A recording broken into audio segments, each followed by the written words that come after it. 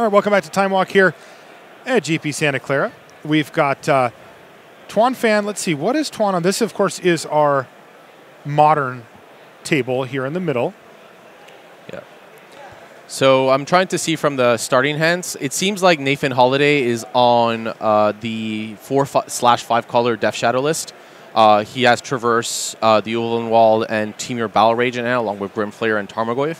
Grimflayer seems to be a relevant recent addition to the deck to give the deck a little more frets, a tiny bit more selection, rather than just relying on 4 Goyfs and 4 Death Shadow, plus the Traverses.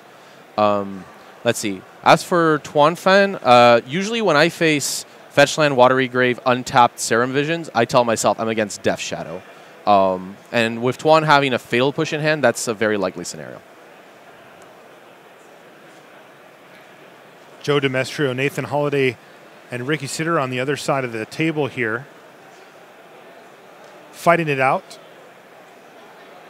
Nathan and Ricky are from roughly this area. Mm-hmm. Joe's an East Coaster, but they've tested together before. A little cool story about Joe is like he came up to chat and he was really excited about being 10-2 and hoping we were going to feature them. He got there. Yeah, he did. Well, actually, if since this is Time Walk, they might be watching the match live with us. They could be. Hi, Joe. It was nice to see you. So what do we got going on here, though? He cycled a Street Wraith, cracked 2 fetches, and is going to play a Grimflayer, it looks like. Right. So if you're going to choose between Tarmogoyf and Grimflayer first, Grimflayer is normally the one you want to start with, simply because the extra selection is really worth playing it out first. And it puts pressure on your opponent to kill it right away, rather than a Tarmogoyf that they could leave around for a turn. Especially in these Shadow matchups where, well, this is the hardest part, is how do you attack your opponent when you're growing their creature? So, they're like at 15 or something, or 14 or 12, and you're like, well, I want to hit him for 4, but now their Death Shadow's bigger? Right, exactly. And that is that makes it, like, playing against Death Shadow, and with it, to be fair, very difficult because of those swinging life totals. But here, yeah, you see the Fatal Push that Tuan had in hand being used right away, because Tuan, it's not just the life total, it's the selection. That's really why that Grimflayer needs to go, is Tuan wants to deny Nathan that card selection. Yeah, get Delirium going and all that stuff. So he's going to get rid of the Grimflayer, then play Serum Visions, pass the turn back to Nathan. Yeah, and Nathan here, a little far from Delirium. The Mishra's Bauble that Nathan drew was really nice, since that gives him that third card type. Most likely, Nathan doesn't want to burn the Traverse here, and would rather try to draw another instant. But here, what we're probably going to see from Nathan is Fetchland, Bauble, Tarmogoyf, and then Nathan can decide if he wants to draw that card by either sacrificing his Fetchland beforehand or after. One of the key parts of those Mishra's Bauble decks with Fetchlands is you can look at your own top of library, play a Fetchland, and then go like, well, I want the card, so I won't sack the Fetchland until your turn. Mm-hmm. I don't want it, I'll shuffle now. Yeah, it's, considering that Mishra's Bauble's primary function is just to go into the graveyard and draw you a card and be an artifact, that's nice, right? That's a nice little bonus you get out of it. Yeah. One other thing that Nathan could have done here, to be actually honest, is he could have gone for, especially with Collective Brutality, he could have gone Mishra's Bauble fetch, but passed Mishra's Bauble on Tuan's turn, and then decided, based on the action that Tuan did and the hand that he's seen from this Collective Brutality, do I actually want this card? So this way, Nathan could have maximized his information. The reason you wouldn't want to do that is damage. What if he had casted Tarmogoyf or something then, or? No, like, he cast the Brutality. He decides Brutality is better than Goyf in this situation to get the sorcery in the graveyard. Okay. But he doesn't have to use the bubble now. He can use it later. I see what you're saying. Right. Now, he still gets that selection, but I think that Nathan could have passed here. This is also kind of interesting because, after Collective Brutality resolves, that actually does give him Delirium. Yes, indeed. He could Traverse now to set up for next turn and just go like threat. Yeah. But anyway, so what do we think he picked here for Collective Brutality? Yeah. Clearly the Duress mode. Yeah. I think the Dismember is by far the best pick here. Okay. The Duress mode, for sure, you're not going to drain life in this matchup until the very end. There's no creatures, so yeah. But yeah, plus you gain life. Ooh. Yeah, that's also bad. Yeah. But he is going to go for the Traverse right now. So he was just trying to set up Delirium. Yeah, so like so yeah, that makes sense then. That makes sense as to why Nathan decided not to maximize his information, is he went, this is the best turn I have to make this traverse happen, so I'm just going to run it out now. He could have also decided not to if he wanted to really draw the card, but seeing the stubborn denial, it makes sense. Oops. There's Thoughtseize now from Tuan, so he's going to see threat, and a Temur Battle Rage. Yeah. It's a lot of damage potentially coming across for Tuan, so he's going to need to stem this bleeding as much as possible. One of the cool things, of course, is that if Tuan does have answers to both threats, well, he can strand that Temur Battle Rage in hand. Well, yeah, what you're saying is very correct on the Battle Rage. The additional part to add on here is that because of the stubborn denial in hand from Tuan, he can still get rid of it. Like, it is vulnerable to an Inquisition or a Thoughtseize maybe down the line, but I think Tuan's best plan here is to get rid of Nathan's Frets, since those are the most important part. And Tuan here, after taking one of Nathan's Frets, should aim to play both Shadows, sacrificing that fetch land, probably getting another Watery Grave, playing both Shadows out that I believe were in his hand from that Thoughtseize. They would be, what, 2/2s at this point? Let's see. Yeah. 11 life, 2/2s. But any fetch land that Tuan draws makes them humongous. And then we get like some very interesting combat math that'll happen. We'll get into that like once the creatures are in play. I don't want to advance too much here because it really depends on how the board position looks.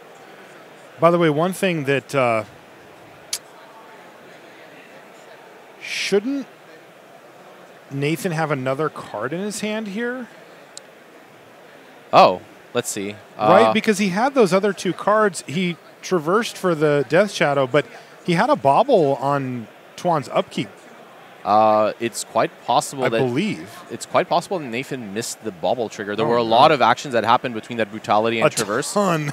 Like, I mean, honestly, even I'd love to say I'm like perfectly knowledgeable in everything, but even I missed that. So yeah, clearly that trigger might have been missed. Yeah. Oh, chat's all over it. They didn't miss it, I'll tell you that. By the way, for life totals, so the Thoughtseize was on the stack. We had kind of said, all right, it already resolved, but it actually hadn't yet. So at least according to our life total keeper. Yeah. So instead of 11, they're actually at 9 life. And making those 4/4 Death Shadows, so even bigger. Yeah, that's, I think, a bad habit from playing with Thoughtseize. You usually change the life totals before it resolves. Yes. The correct way is waiting for the spell to resolve. But yeah, when you play, Magic, like in real life, you usually note the life total right away because it just makes sense. Right, but here, the fetch land, you could argue like drawing a land is not a good action normally, but the fact that Tuan drew that fetch land can make these Shadows like 7/7s and force Nathan to chump block. That's just awful for Nathan. Yeah, this one's really started to slip away. I mean, he had a pretty productive turn doing a lot of actions, which is kind of the name of the game with this type of deck with so many 1- and 2-drop and even free spells. A lot of times they just do a whole bunch of things and end up advancing their game plan incrementally by doing that, but it doesn't seem to be enough here. The double Death Shadow draw here from Kubin-Phan is devastating and putting Nathan Holiday in a terrible position. Yeah, and the reason these Death Shadows are so devastating is that Thoughtseize that was top decked. The 2 life, getting rid of Nathan's Death Shadow so that weird blocks couldn't occur. So for people who aren't familiar, if Nathan had a Death Shadow, he could have very safely blocked one of Tuan's Shadows if both attacked. What would happen is, let's say they're both at 9. This is actually a good example. Basically, the Shadow would block one. Nathan would take the damage, and when state-based effects are checked, the Shadow had grown up, and the damage doesn't kill it. Of course. As it stood, it looks like Nathan said, no blocks, I dare you to crack that fetch. And Tuan said, I'm going to crack my fetch. And Nathan said, okay, GG. He knew he couldn't beat if he started chump blocking anyway. So let's jump back over to Legacy, where we've got, oh boy, a potent combo indeed here. We've got True Name Nemesis and Umezawa's Jitte, though I don't believe it's actually equipped yet. So Ricky-Sidher may still have a window to interact on some level, but you got to figure if Kubin-Phan-Campusano can hit, he's going to be able to start just chewing up the board of Ricky-Sidher with that Jitte. Right. What you're talking about is the -1/-1 counter, not counter, but like -1/-1 to target creature mode of Jitte, which is normally the one you would use. However, because of the Leovold in play, it would make more sense to grow the True Name and just deal 7 a turn. in this sense because the true name can't be blocked. However, yeah, this Kolaghan's command like shuts down the cheat plan. Wow, so Kolaghan's command says destroy target artifact and you discard a card. He discards Brainstorm. Dang, foil Japanese Brainstorm too. Nice, Eric. It's not old border. I'm not there yet. You're not there yet. All right. Fair enough, fair enough. Eric's going to keep chipping away, though, with the true name nemesis, Crack of Flooded Strand. And where do we go from here? It really depends what Eric has in hand. Once we get a glimpse of his hand, I can say. But, like, Ricky's board is really wide. Yeah, hitting from different angles and hitting quite hard, too. Yeah, basically, like, this true name nemesis attacking, well, it leaves Ricky the option to attack with that Snapcaster and Deadly Revolt. So if Eric is attacking here, he believes that he can deal the damage. Or in this case, he has another true name to block, which is a good way to get there as well. That was weird. I'm pretty sure Baleful Strix allows you to draw a card. It does. It does. When it enters the battlefield, you draw a card. It's a 1/1 flyer with Death Touch. It's also an artifact creature, but he didn't draw it. Yes. He forgot to draw a card there, I'm pretty sure. All right, well, we've actually got the next round queued up and ready to go here, so we're going to have to cut this one short. Interestingly, Ryan and Tuan having 1 game ones didn't matter. Oh. The other side, Joe Demestrio, Nathan Holiday, Ricky Sidher end up taking down this round and improving to 11-2, so we'll keep an eye on them and many other teams as we move in back into live Magic here for our last round of MTG Red Zone. We'll be back right after these messages.